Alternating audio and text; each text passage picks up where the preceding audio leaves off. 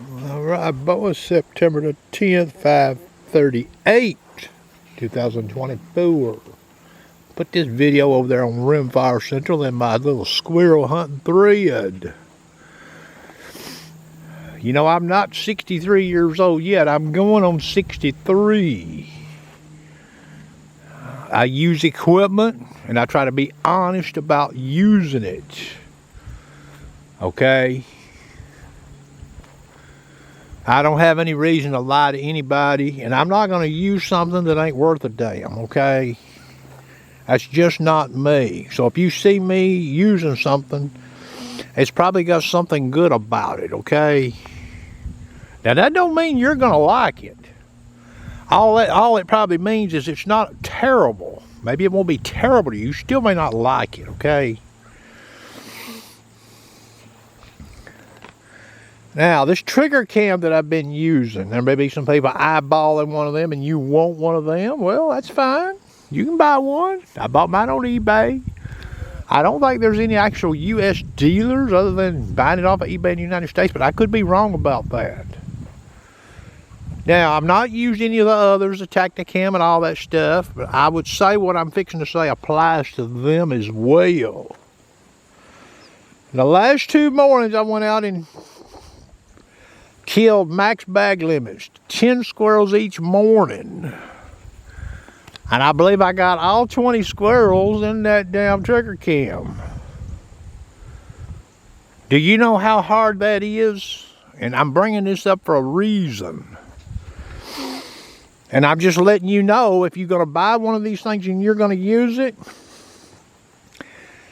it could cost you some game.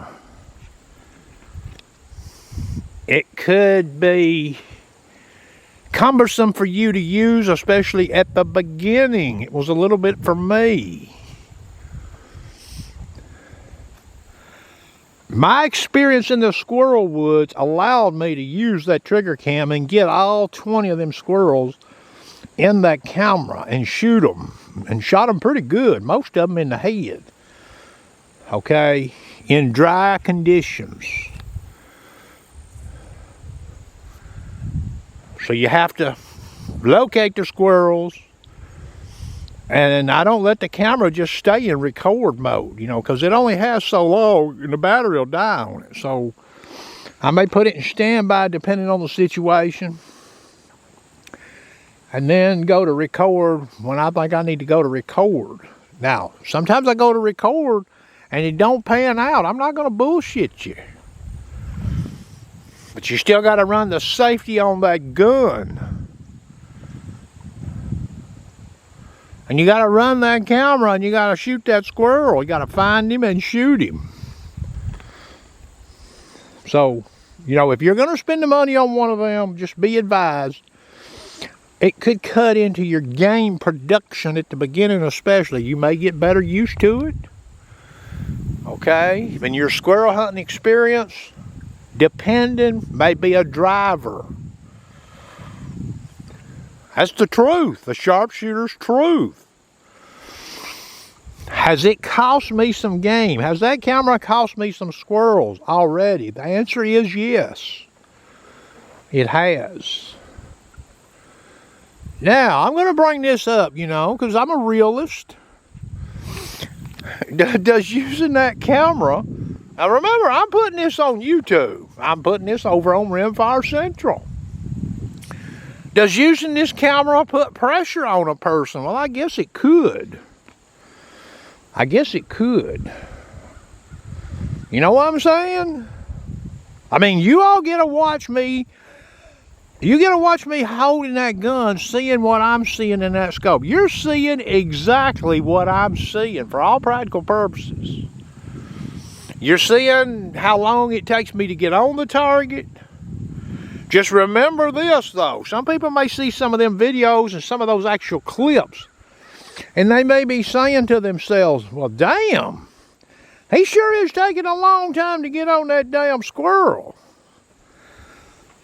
Well, you got to remember, I may not have my feet exactly right. I may not have my body exactly right. You're making adjustments all the time in the wild. I'm not sitting at a damn bench. I'm not at a bench like old Cyclops, okay? And I'm not knocking him. I'm just not in a controlled environment. Terrain is uneven. You've got roots, sticks, trees that are not, not every tree is straight. Trees have limbs on them. I use my shooting stick that's a mono stick. So you may be wondering sometimes, and then sometimes what I'm doing is I'm actually watching the squirrel, and I'm debating on, is he going to sit still long enough for me to move the scope on him? I did that in one of the clips on the video this morning. He kept a-digging and a-digging and a-digging. I'm like, well, shit, I'll just put the gun over there and try to guess where his head is, and it paid off. I didn't anticipate for that squirrel to stay in that one position that long. That's why I kept holding the scope on him, because I figured, well, hell, he's fixing to hop. Now, you're also going to notice in some of them videos, and this plays into the experience factor, in my opinion, I'm not going to bullshit you, you'll notice that I track a squirrel, and you'll see he's darting and a-dodging, And squirrels have sort of a tendency about them. And when they get their head raised up higher, that generally means they're going to stay in a position longer. And that's usually when you'll see me drill down with that rifle. But that's not always. So you're going to have squirrels just hopping around, and they're like fidgety. They're not moving in straight lines necessarily. They're up and down. That goes for the trees and on the ground. So you're sitting there and you're trying to make a decision. Okay, well, I may be tracking the squirrel, but all I'm doing is keeping the rifle in the general vicinity. That way, if that squirrel does make a mistake and stop and get in a good position for me to make what I call a good shot. You will also notice in this video, there's quite a few squirrels since I've been showing this trigger cam that I could have shot. I could have gut shot. And I didn't. I could have shot them at a moment, at a split second when they were sort of broadside. I could have just gut shot them and called it a day. Went and picked them up. I'd OHM2, wear them out. But I didn't do that. Now, does that mean I couldn't accidentally gut shoot one? Well, most certainly I could do it. Anybody can do it. Squirrel hunting is like a firefighter. A firefighter that fights enough fires is probably going to get burned. Well, you're going to get burned in the squirrel woods. You're going to get burned if you do it enough. You might get skunked. You might gut shoot a squirrel that you didn't intend to. You may miss a squirrel you didn't intend to. I almost missed the first squirrel this morning, boys. Y'all see that? Close. But that was because I didn't hold over enough. He was so close to me, and that bullet come and caught him there on the leg. Should have been holding up about 4 MOA more. But he come in on me close, and it's sort of dark, that tree. He's moving, dodging.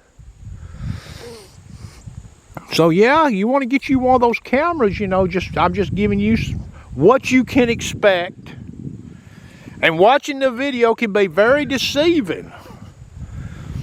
Because remember, I'm trimming out, even on the squirrels that I am showing that I have shot in these videos, I'm not showing all of the actual in the rifle scope footage. I trim some of it off, depending. So some of them squirrel shots, what I'm saying, now there are some that are pretty quick. Get the gun up on him, kaboom. But there's a lot of them clips. It's not so easy. It's a waiting game. Okay? And the video doesn't show the full weight. Meaning I'm tracking the squirrel, he's hopping around, and I'm waiting. I've took some of that out of some of the clips. So I'm just wanting you to get, I'm being realistic here about what happens with that in the squirrel woods with one of them That's what happens without a camera too, by the way. We just don't ever get to share it because we don't have cameras on our scopes. Well, anyway, that's going to conclude the video. I hope everybody has a nice evening.